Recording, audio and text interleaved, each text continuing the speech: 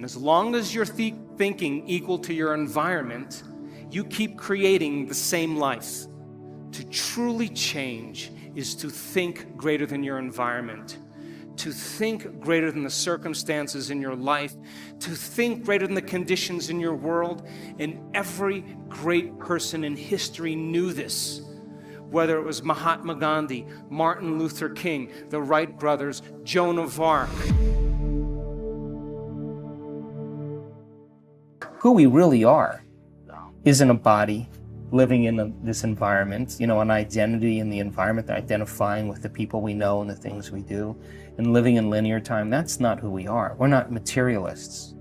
We are actually pure consciousness, living in a body or using a body to express ourselves. So if you think about it then most people spend the majority of their life using their senses to determine reality. They're materialists. And when we live in that state, really the hindbrain, the primitive brain, is actually in control. We're reacting to everything in our life.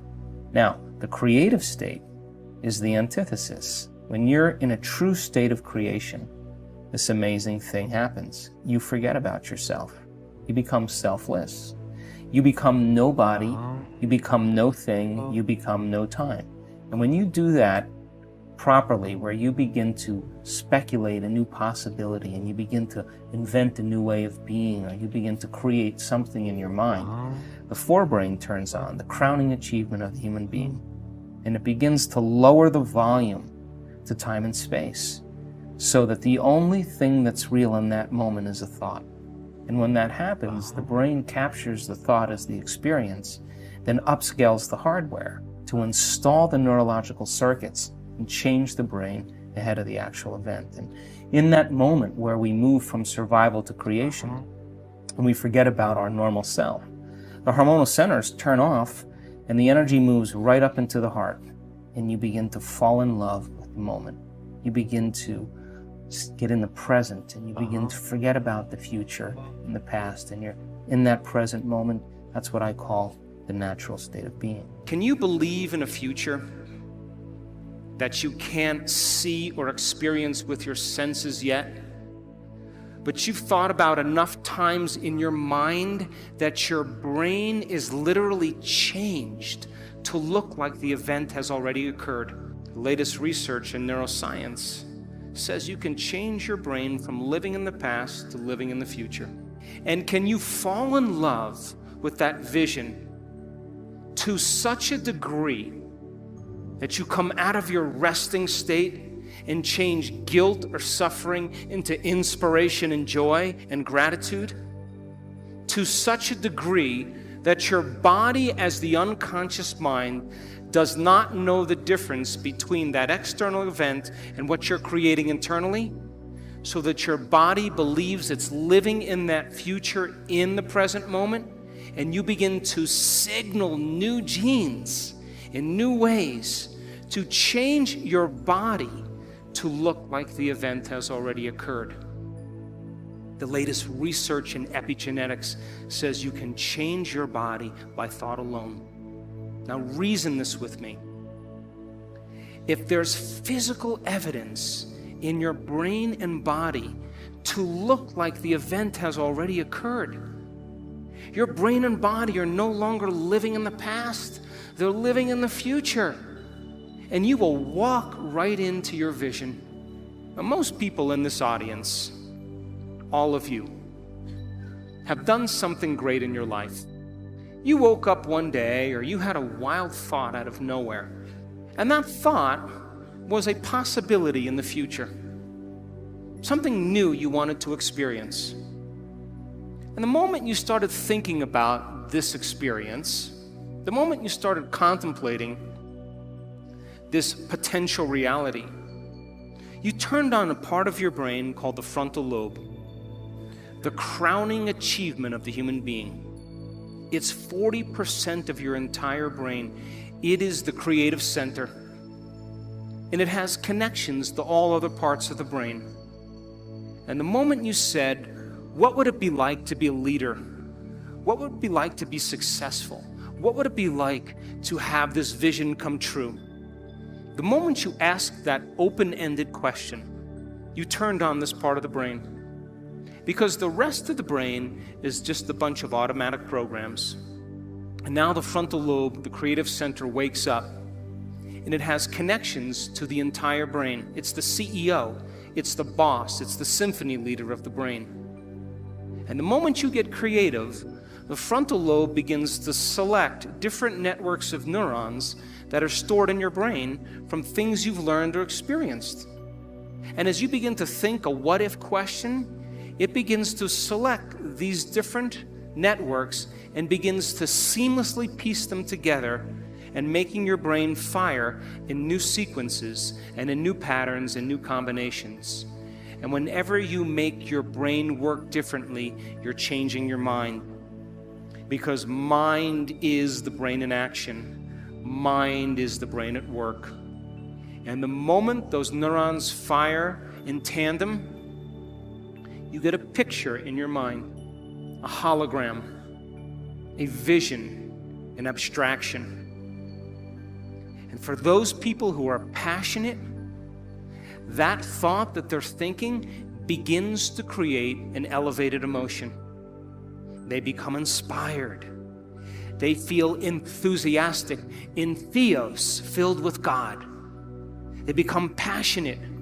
They started to open their hearts. And all of a sudden, they're combining a clear intention with an elevated emotion. And it's the combination of a clear intention and an elevated emotion in our research over and over again that proves then the person now is changing fundamentally, changing biologically, changing internally. And their brain and body are moving from living in the past into living in the future. When you do that, when you had that moment, you came out of your resting state. And then you started to write down all the things you were going to do to get to that vision, all the choices you were going to make, all of the experiences or goals you wanted to achieve, and all of the emotions and the joy you would feel.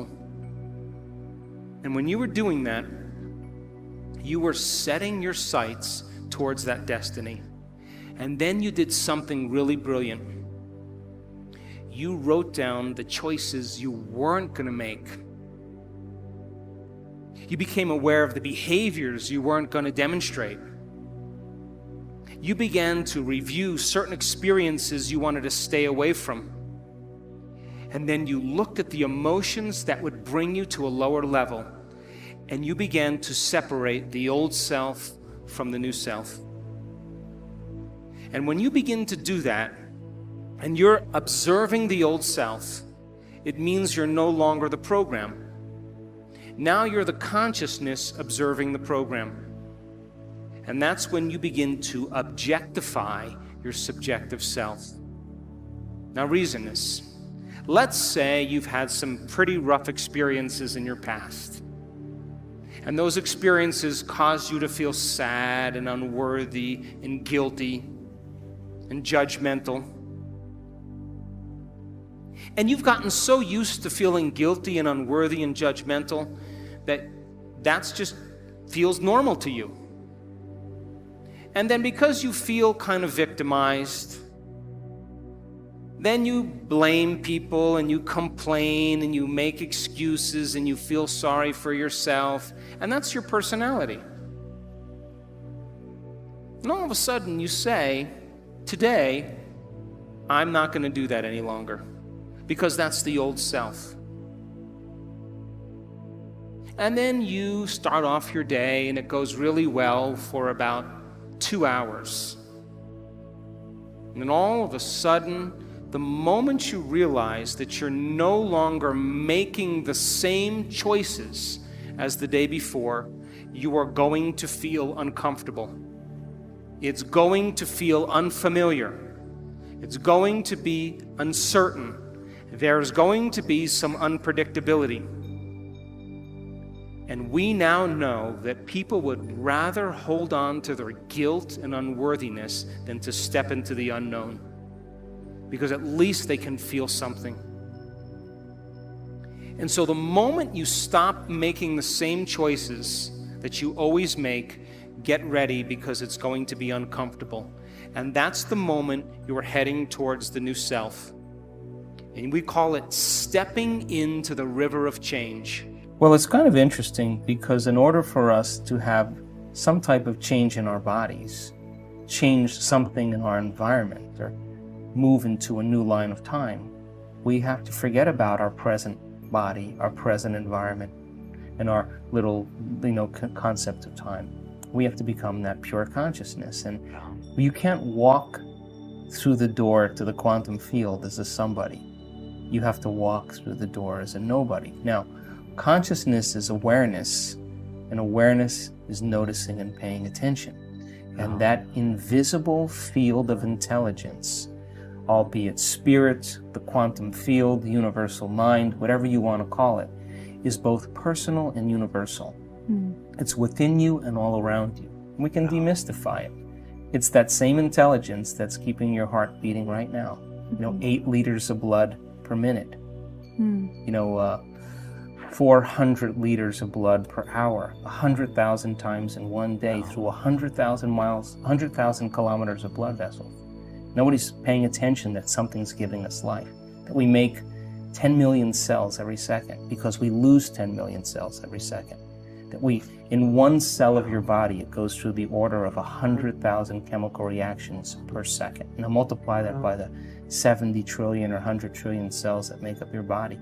There's an intelligence that's giving us life. And most people never take the time to begin to interact with that consciousness, begin to give it a plan or a template, or begin to have it show cause in their life, because they're too distracted by all the emotional conditions in their environment that reaffirm those addictions that keep them distracted from that inner journey. So if you don't have your vision clear in your mind by the end of this week, all of this information is philosophy. It's theory. It's intellectual data that's stored in your thinking brain. But there'll be a certain percentage of people in this room that will apply this information, that will personalize it, that will demonstrate it. And those people who learn the information and store it in their brain and can repeat it, those people who start thinking about what they're going to do with it, as they begin to think about what they're going to do with it, they begin to install the neurological hardware in their brain, priming them to a new future. And when you take all of this information and you say, how am I going to apply it to my life? And you get your behaviors to match your intentions, you get your actions equal to your thoughts, you've listened to great leaders, you've gotten specific information about success, you understand what it is, what emotional intelligence is, and how it is to change a culture, and you start applying it to your life, if you're able to do it, you are going to have a new experience. And that new experience is going to enrich the circuits in your brain, because that's what experience does. And then you're going to feel like a leader. You are going to feel successful. You are going to feel clear. And the moment you feel that feeling, now you are teaching your body chemically to understand what your mind has intellectually understood. We could say that knowledge is for the mind and experience is for the body. And in that moment, you are embodying leadership. You are embodying success. You are embodying clarity. Why? Because the emotion is the experience in chemical form. And the moment you feel that emotion, you're teaching your body chemically to understand what your mind is intellectually understood. You are embodying knowledge. But now here's where the expert comes in.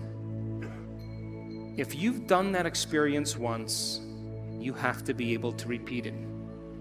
And great people in the world who are uncompromising, they keep working to reproduce the experience.